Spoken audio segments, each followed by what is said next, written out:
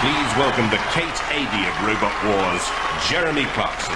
Last week, a new type of war came out of nowhere and rocked the very fabric of society. When the cruise missiles were gingerly lifted from their silos in Berkshire, we figured the world would be a safer place. But we were reckoning without robot wars. World leaders are in a blind panic. Last week it was reported that Tony Blair actually stopped grinning for 5 minutes. Alexander Haig has flown to Buenos Aires, but that's probably a bit silly because for now the fighting is confined to Britain. Tonight, as usual, 6 robots will face assault courses and head-to-head battles on which they must succeed if they want a place in our end-of-series grand final. Let's meet them. First, from Gillingham, Uglybot. With a simple pyramid design to ensure greater stability and maximum defence, weighs in at 71.9 kilograms, runs off 2 electric wheelchair motors, and this is clearly a robot to look out for. From London, Scrapper. Weighing in at 76.5 kilos, Scrapper might not be the fastest robot in the field, but makes up for it with speed and manoeuvrability. Variable motors give an optimum speed of 10 miles an hour and a 0 turning circle. That could be crucial. From Mickfield near Stowmarket, Recycle. Completely recycled, cost less than £100 to build. Weighs in at 79.5 kilos, certain to give all opponents a licking with his pneumatically driven steel tongue, a reach of over 90 centimetres. From Dartford Girls Grammar School, Detonator. This school-designed robot runs off a lawnmower engine and a 12-volt electric motor salvaged from a Vauxhall Cavalier. Weighs in at 52.5 kilos and runs at a steady 4 miles an hour. From Cambridge University, Mortis. Carrying a deadly Japanese piercing blade and one of tonight's heaviest robots, weighs in at 78.4 kilos, designed around 2 12-volt wheelchair motors, giving an optimum speed of 9 miles an hour. From Lee City Technology College, Leebot. Runs off 2 24-volt motors and weighs in at 69 kilos. Leebot travels at a maximum speed of 3 miles an hour, fashioned from bulletproof stainless steel. Might not be the fastest and deadliest, but certainly full of surprises. So there they are. Now let's see how they get on in the first of tonight's events. This is the Gauntlet, a unique opportunity to see man and machine in perfect harmony. At least that's what our Roboteers are hoping for, but the path is paved with peril. They have 1.5 minutes to guide their robots to the haven of the finish line, but the strength of Shunt, the scorch of Sergeant Bash, and the might of Matilda are waiting. May any robot that meets them rust in pieces. Roboteers, stand by.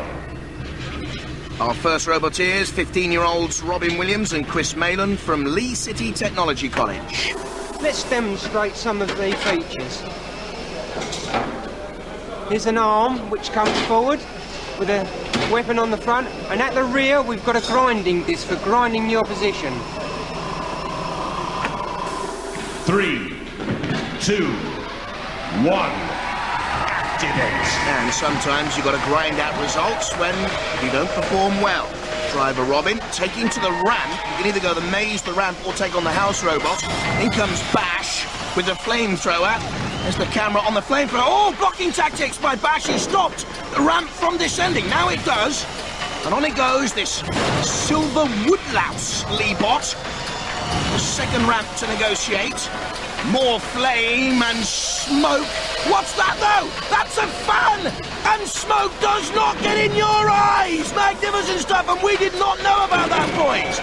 Ingenuity and technology! And Leebot beyond Matilda! And Leebot through!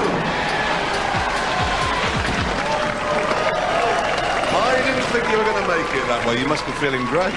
Yeah. Because you didn't think it was going to get up the ramp, did you?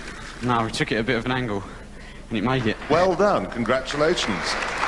Let's have a look at that innovative fan once again, clearing the way through the smoke so that the boys could see their way through to the end of the course. First to run and already there on the leaderboard. Roboteers, stand by. Mike Smith, Mike Rickard and Ken Toogood, all electronics engineers from London. 3, 2, 1. Activate. They call themselves the On the Edge team. On the edge of the ramp, does it go up there with its maximum climb of 35 degrees? Does it take on the house robot Shunt there on the right of the picture? Or does it go into the maze? And this is Scrapper. We have some lovely sharp blades on the back, which I hope to do some damage with. We have our control panel here that turns all the motors and the power on. We was going to run on plutonium, but hey, we've had to go to batteries. And on the front, we've got some cutting blades, which we hope are going to do a lot of damage. It also has its two nasty flashing eyes. No, not on him, on that, you see? And it does take on the maze. Now this will need some clever driving in there. Around the first area of the maze. Sharp turn required. It's into the sheep's pen, and this could be lambs to the slaughter, because Bash and Shunt are closing in, and it could be roast lamb at that, if the torch comes out, and it does! Lamb kebab! That is gallows humour if I've ever seen it. Stop and deactivate robots. Well, you seem to be enjoying yourself as months of work was destroyed there. A bit of a change of plan I saw at the beginning, yeah? A bit of a stuck on the ramp, but we thought, well, what, go for the maze, what the heck? But we got stuck on the rail there a bit. Well, I think you got stuck as a result of being rammed onto it. Still, you got a couple of feet, so maybe you're not going home. Scrapper, scorched, stunned, shunted, silenced. 7.4 metres. Will that be enough to see them safe? Roboteers, stand by. Driver, former TV presenter Rex Garrett and his engineer mate Simon West. It's called Recyclops because it's made entirely out of recycled materials from scrapyards. It has a quite lethal weapon which comes out and then flips up. 3, 2, 1. Activate. So out comes Recyclops with the tongue. Aye, aye. Will he take on Shunt there? Well, he does. And a nice little turn of pace beyond the skittles. In comes Bash. And that's finger-licking hot stuff in there. All beyond Bash and Shunt. And there's a lovely little bit of driving and crashes beyond Matilda and through.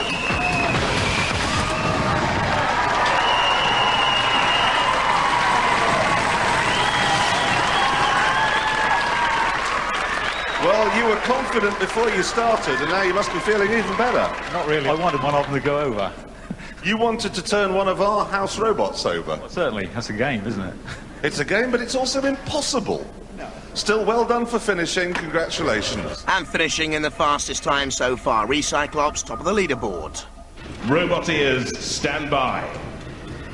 Pupils Vicky Allgood and Claire Greenaway, teacher David Crosby, they call themselves the Femme Fatale. 3, 2, 1. Activate. And they send Detonator out into the gauntlets, or do they? Because he's stuck by a spike. Stuck on the spike. He's stuck in on the spike. And can't get out of the ugly turntable. And this is our robot detonator. This is our light sensor, which is mainly for decoration, but it's also to confuse the opposition. And this is our rammer, which is our main weapon. Inside, we've got a petrol-driven lawnmower engine to drive us forwards, and at the back, we're going to have another engine to power us backwards. We're hoping to do quite well in the contest, but we think we'll do much better at the battle than the obstacle courses. It will do. It certainly won't, and it doesn't look good. Poor old David looks about 74, 75, 76. He's a Star Trek fan. Beam him up, Scotty. Oh, no. Oh! That might actually have just thrust Detonator free. Given a shunt now, but back onto the railings.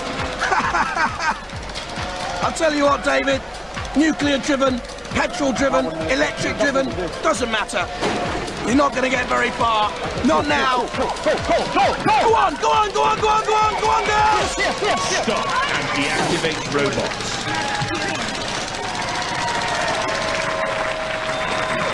You go to hospital and get your heart mended, and you tell me what that was like. Awful. it wouldn't steer left at all, and then when we got the spike stuck, it's got totally stuck. Yeah, well, that spike, you must have just thought, that's it. Yeah, we thought we were dead. Most people hate the robots, the house ones, but you love them, yeah? Yeah, I do now. Well done. Congratulations. Ooh, not quite as far as Scrapper. 7 metres. Will that be enough to save them? Listen to that, a round of applause. That's fantastic. I could hardly bear to watch. I didn't want to watch at all. Well, I didn't want to watch either, but I had to. This girl was just gone, go, go, we were like, go, and we just went. Roboteers, stand by. Our next academic aggressors, Rob Knight, Chris Sorsby and Arthur Chilcott from Cambridge University. This is our robot Mortis. It's a tank-style vehicle with traps, because we reckon it gives it more control. It's very powerful, it's very fast. It has a very, very large axe blade on the front. And for protection we have carbon and Kevlar armour plating, which is very hard indeed. I reckon we're in the chance. I reckon. 3, 2, 1. Activate. Very hard, very fast, very confident. Quick off the mark. And beyond bash, ooh, the flame licks out. Seems to be a problem, actually, maybe with the steering, I'm not too sure. Shunt is there as well, and the axe goes in. And the axe has trapped Mortis, being dragged back there. Now Matilda's in on the action too, with the onboard camera. And they are pinned. Matilda and Shunt and Bash, the house robots, doing a magnificent job. You can see the axe there, impaling him, pinning him down. And now getting a lick of flame. We're not going to let you go anywhere. We don't have to. Stop. Deactivate robots. That is tough. And the crowd don't like it. There's Rob Knight's girlfriend, look. He pinned me with the axe, I couldn't drag him. He was too heavy, I couldn't drag both at once. You told me it was powerful. Yeah, it only took 3 to pin us down. No, well done. A nice beard, by the way. Congratulations, chaps. You got nearly as far as the girls from Dartford. Yeah, right. Thanks very much. Thanks, buddy. Actually, just a little bit further than Detonator, tying with Scrapper. So, Cambridge, you got attacked by all 3 robots and then Jeremy insulted your beard. Jeremy who? Roboteers, stand by. Paul Sherwood, the driver, and Colin Faulkner, future in-laws. 3, 2, 1. Activate. And let's go to the ugly butt. Ball to the ball, to the ball. Driver Paul collects bonsai trees in his spare time. Oh, banzai! In comes Shunt. Paul's a ceiling plasterer by trade. And your robot is being plastered. He's got to get off that wall. On the back of it, we've got some extremely sharp cutting discs. We just passed our very sharp cutting blade on the front of it. Inside we've got various batteries, one large speed controller, a couple of motors, wheels, and one large flashing light just for a bit of a gimmick, followed by the radio gear at the back. This is Ugly Bot. Hopefully we'll win. Who knows? We'll have to wait and see. I don't think we're going to have to wait much longer, Paul, because you're stuck in the corner and you're not getting very far. Those teeth look like a pair of garden secateurs to me anyway. And Shunt is doing his job there. He's certainly earning his engine oil tonight. Paul stuck fast. Oh, now can he get out though? No, driven back to the turntable. Robots.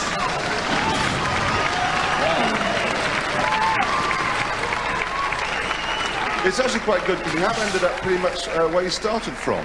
Yeah, we gave it our best shot. OK, have you got your bus timetable on? Yeah, there's one goes in a few minutes. I'm sure you'll be on it. And the popular girls from Dartford saved by an appalling 1.65 metres. Never mind. 7 months and all them long nights, innit? We don't care. We'll be back next year.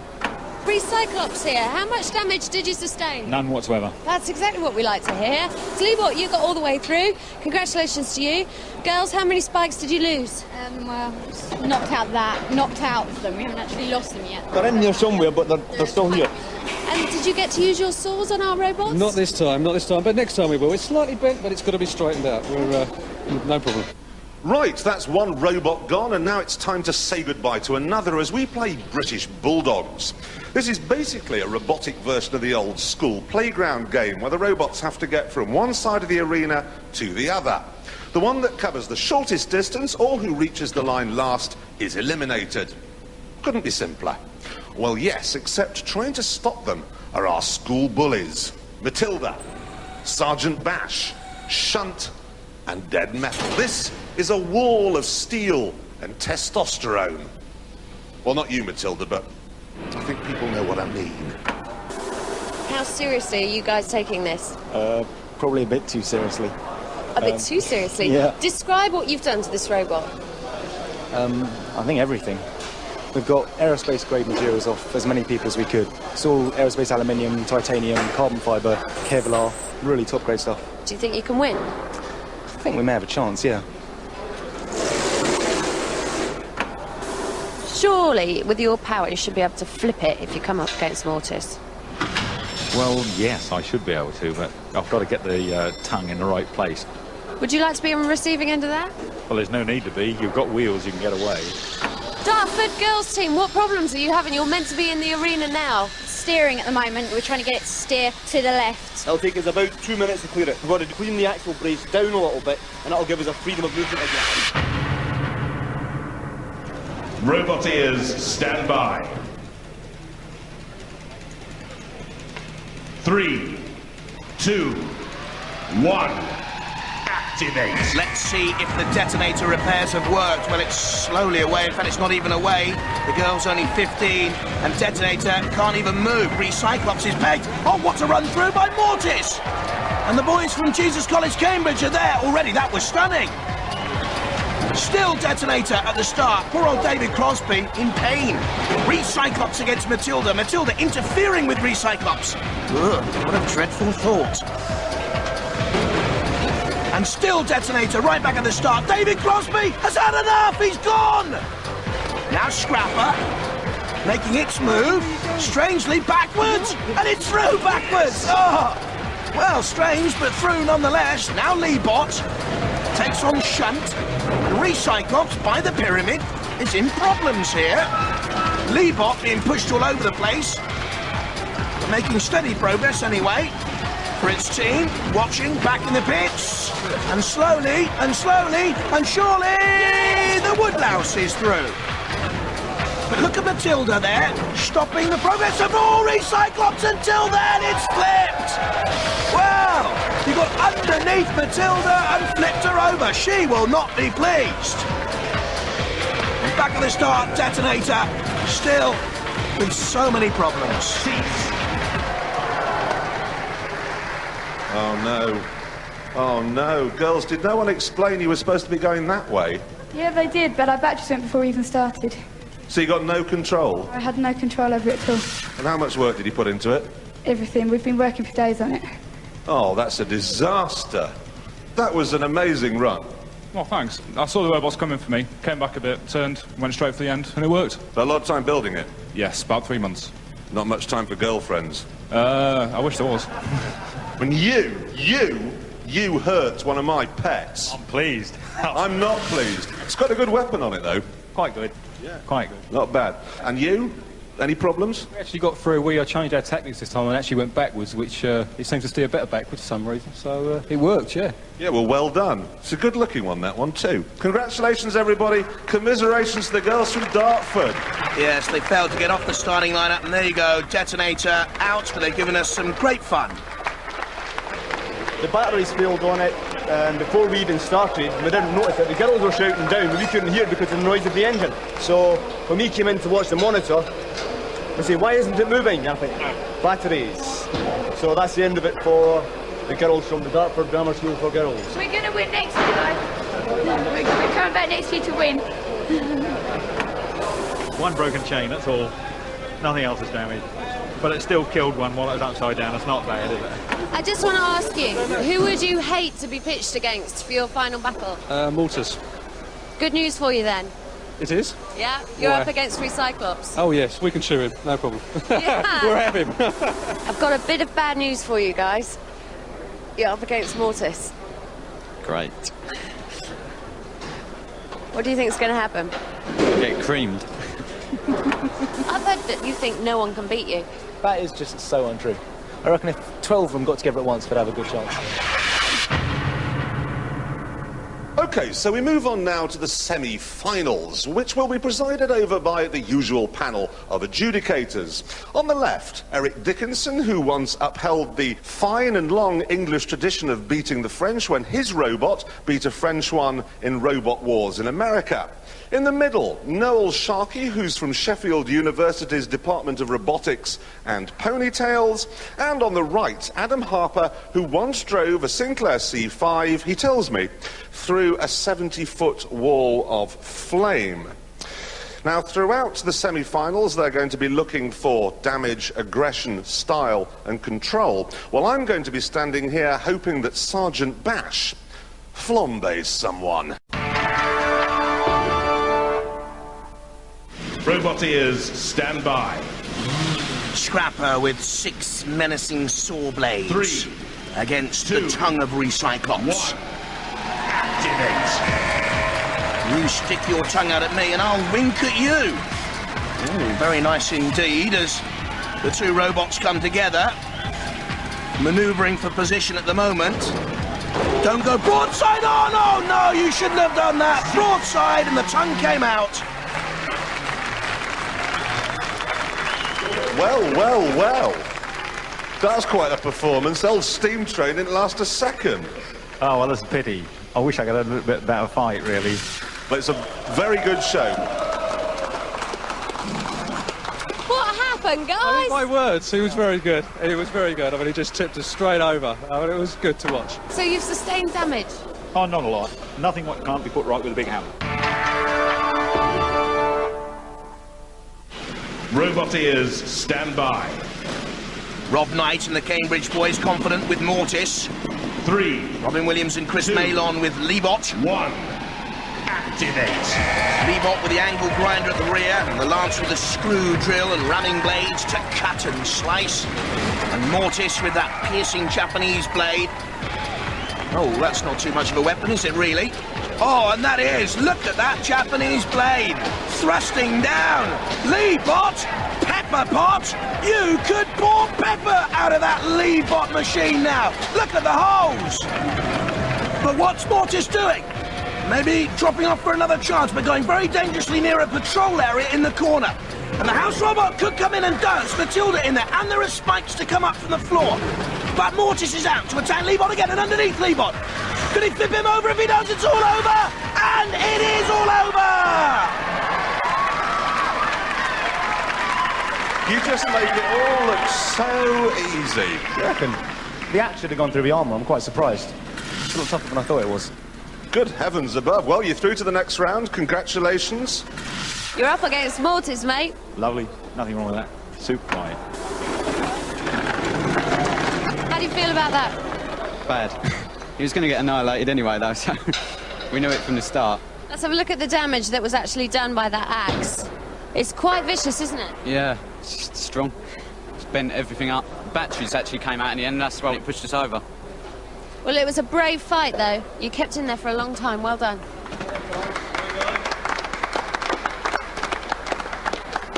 You may be thinking you already know which one's going to win, but here on Robot Wars, the lesson we've learned is that nothing is certain.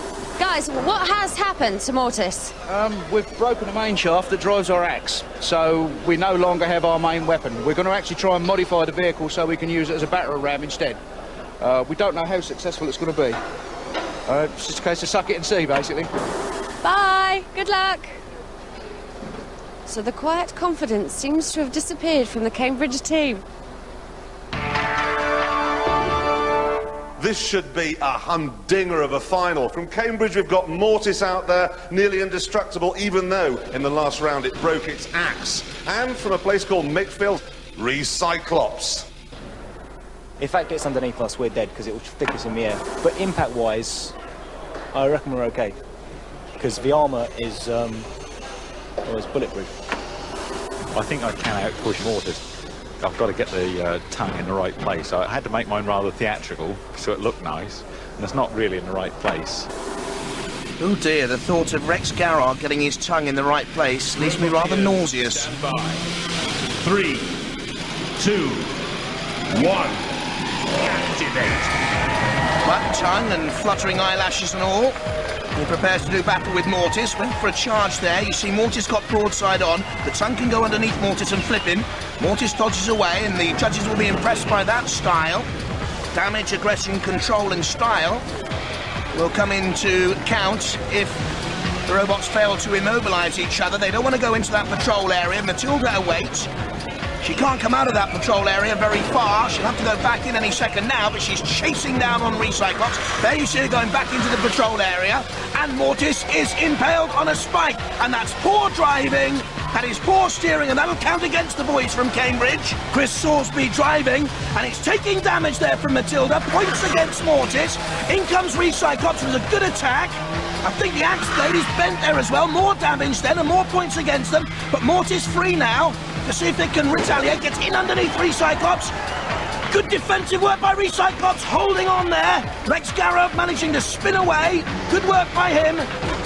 Again, Recyclops aggressively goes at Mortis. Out comes the tongue. Good aggression once again. Mortis retaliates underneath and is now driving into another patrol area. That'll count against him again. Poor steering. And it's stuck on the side bars and needs to get out, and he's negative here. Recyclops is trying to get away, but not Mortis. And Mortis is taking more damage.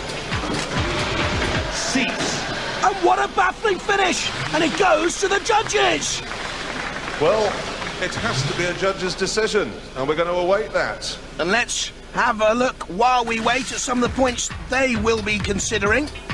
Good dodging by Recyclops, damage to Mortis. Recyclops aggressive and attacking. Poor steering by Mortis, got it in there in the first place, but retaliating. Good defensive work by Recyclops, again aggression from Recyclops, and good defensive work withstanding the Mortis thrust. And I think this could count against Mortis ultimately driving in there onto the sidebars.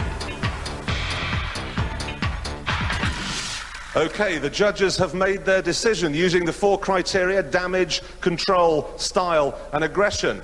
And their decision is Recyclops! Well, that's hugely popular in the pits. Look, and they're the real experts, the Roboteers. Come on, guys, come on up. What a performance. And a very popular win. Did you think you'd got it? Well, no, not really. But I was hoping to tip him over and then go and attack a house robot. That was my ambition. Well, that was a fantastic final. We'll see you in the grand final, and we'll see you lot next week. Sweet dreams.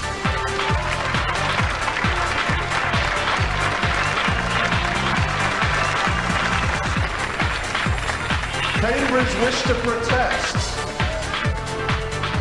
It's been a popular decision in here. We've got a standing ovation. Look at this. Hi, guys. Can't be very happy. They're not working, we're working. We pushed them out, so we had all the attacks, and we think we should have won.